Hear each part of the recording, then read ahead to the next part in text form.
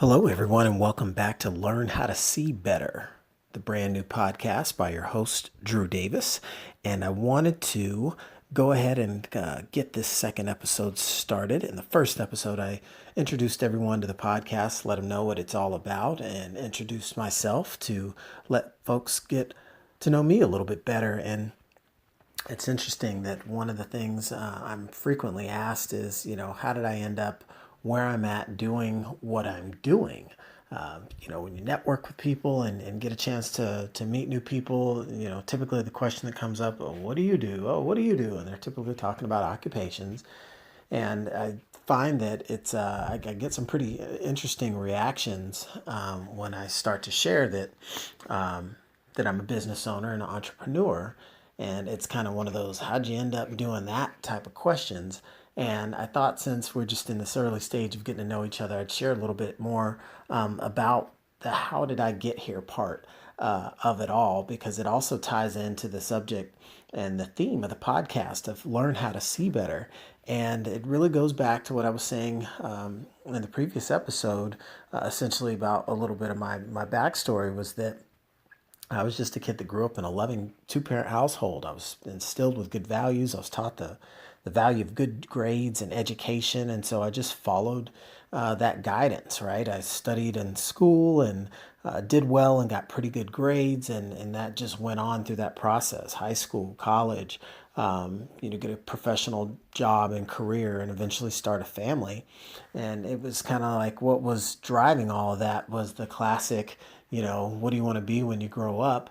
And I even remember actually filling out the college application my senior year in high school and, getting ready to attend the U of A down in Tucson, Arizona, where we bear down.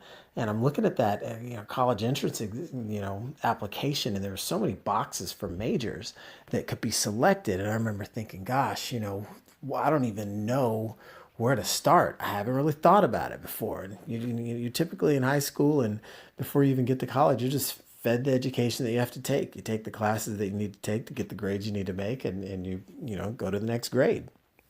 And I remember asking my dad, I said, hey, Dad, what do I pick for a major? This is beyond me. I never gave any of this any thought as a 17-year-old kid. And he said, well, what do you want to be when you grow up?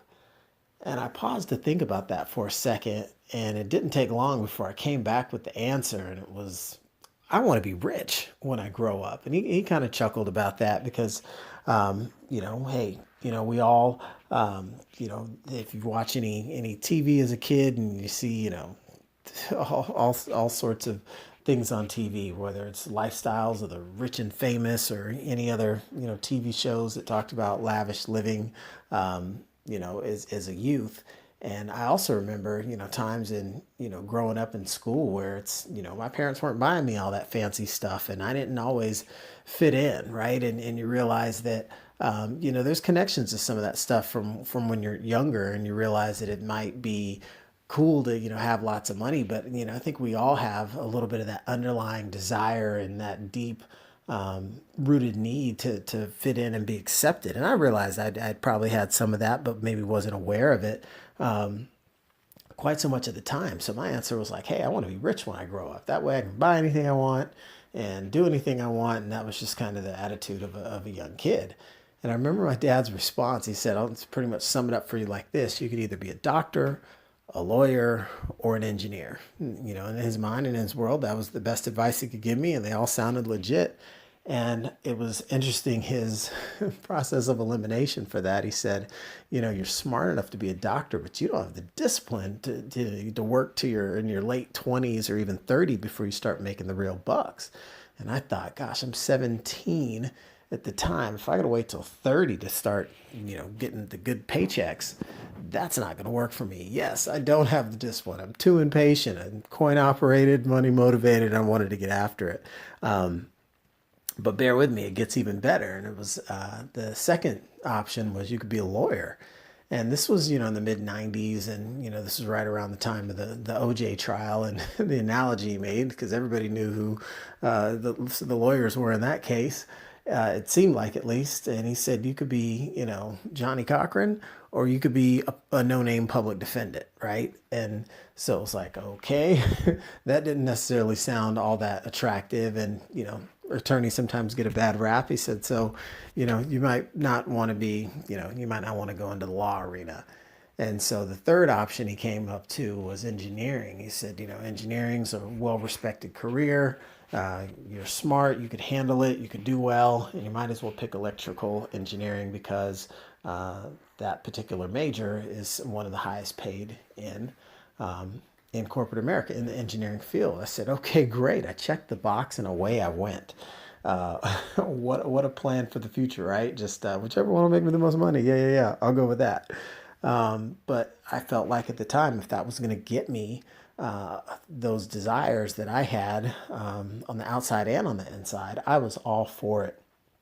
And I think the funny thing about that is we'll sometimes, subscribe to a philosophy or commit to a game plan that, it truly indicates that we're just, taking the leap of faith. We believe in the idea of something and we'll pursue it blindly if there's enough belief behind that which we're pursuing. And so, one of the things I think was interesting for me as I went down this path of not ever necessarily having any passion for this particular career choice, but it seemed to be the path to deliver what I wanted. And there came to be a time after, several years where you realize, man, I'm making the sacrifice. I'm doing the things I'm supposed to, from the schooling to the roles that you play as far as developing your career and the certifications. And you get to a point where it's like, man, I'm climbing this ladder and I'm doing everything I'm supposed to do, but it almost seems a little bit backwards when you introduce family into the mix.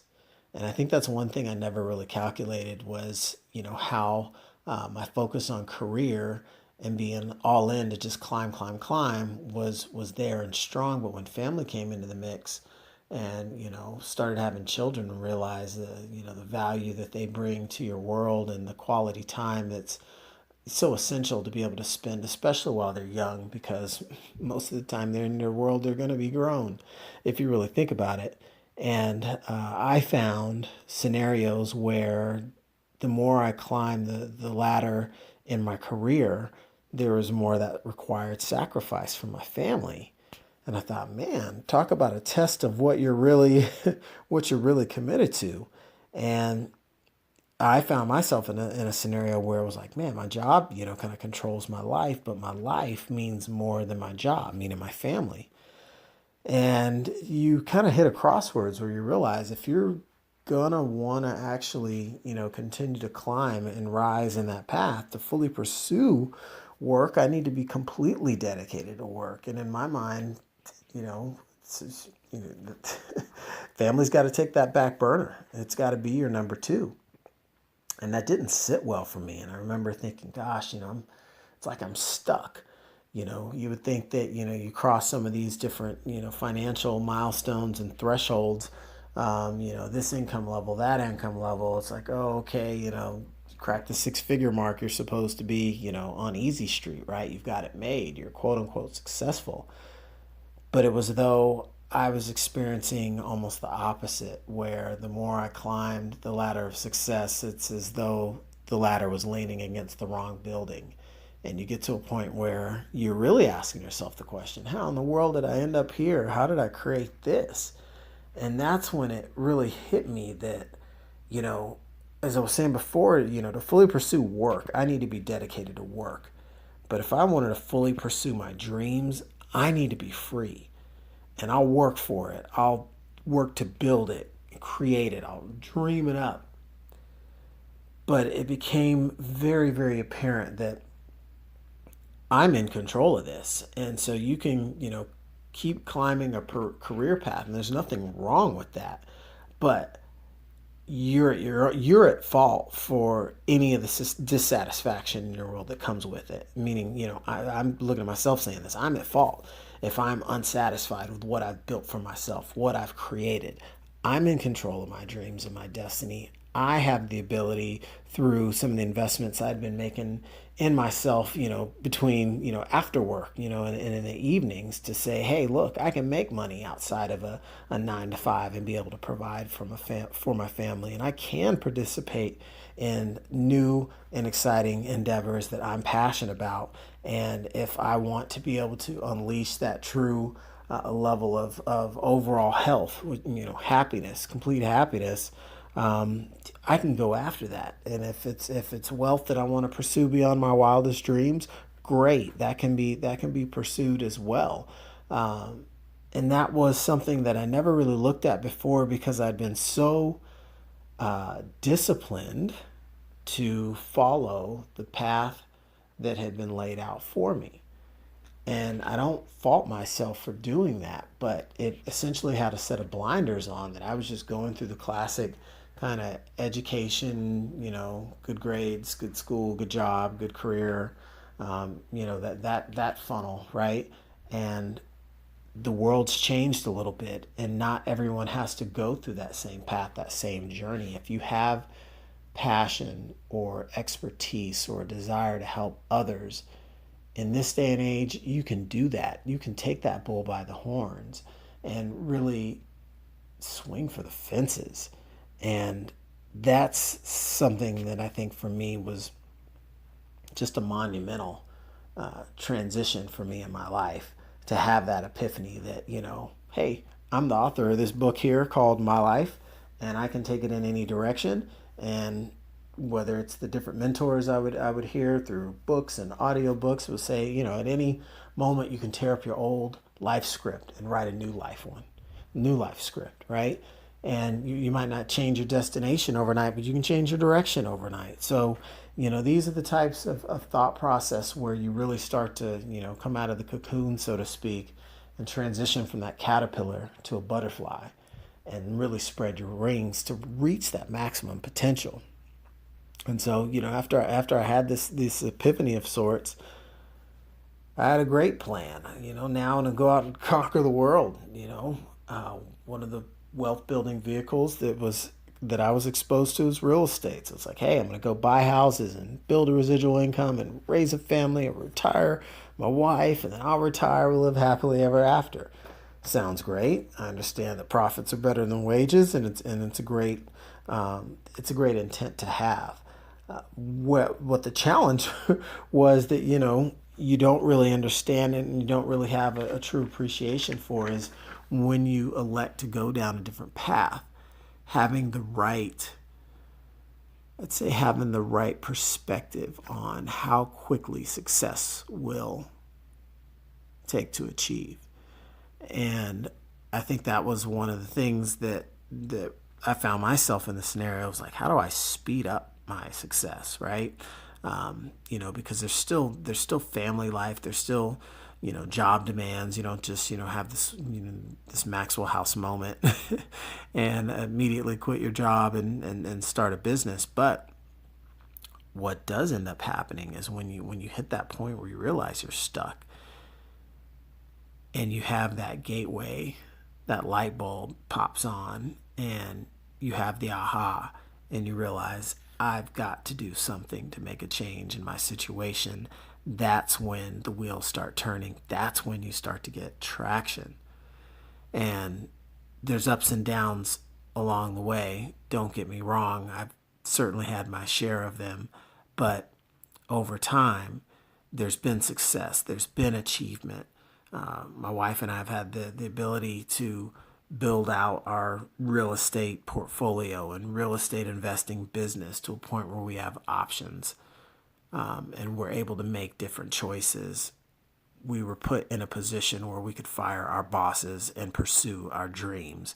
And as cool as that sounds, it wasn't what we received or what we were able to get that was the most monumental piece of it all. It's who we were able to become in this process of the beautiful struggle, just becoming courageous, willing to do anything to achieve that freedom, to remain cool, calm, and composed, and patient with success.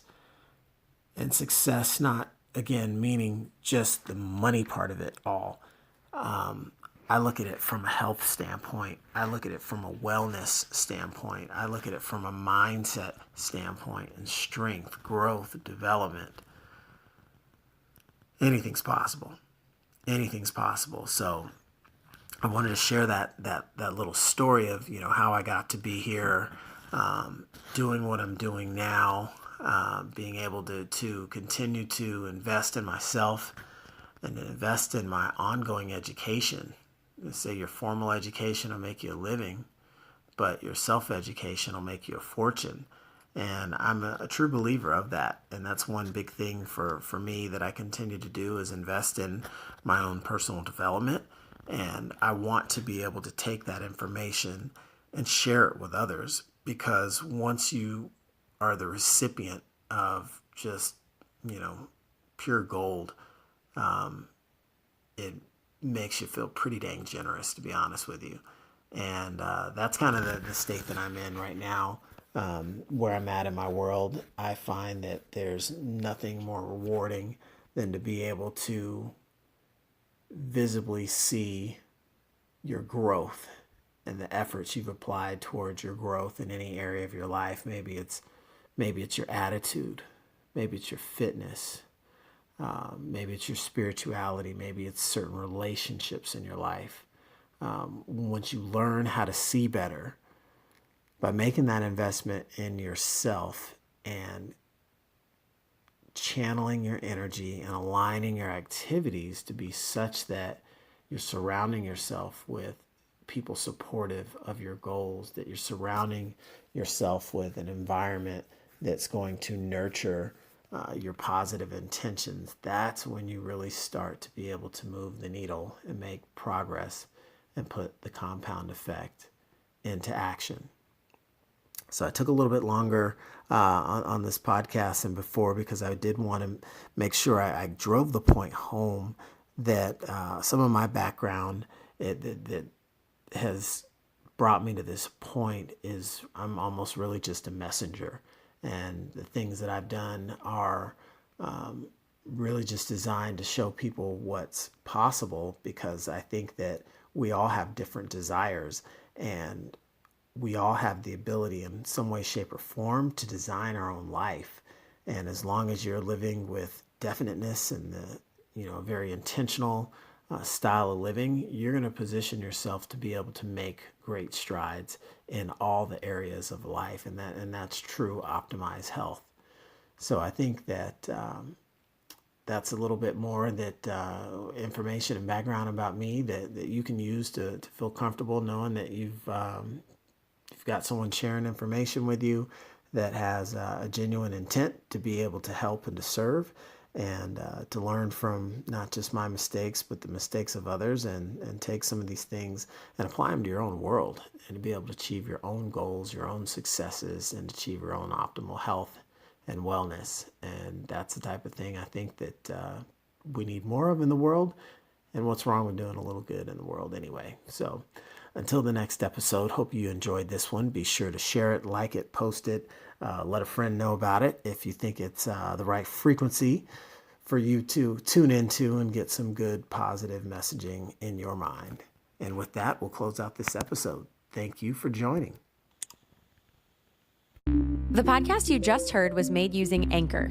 Ever thought about making your own podcast? Anchor makes it really easy for anyone to get started. It's a one-stop shop for recording, hosting, and distributing podcasts. Best of all, it's 100% free.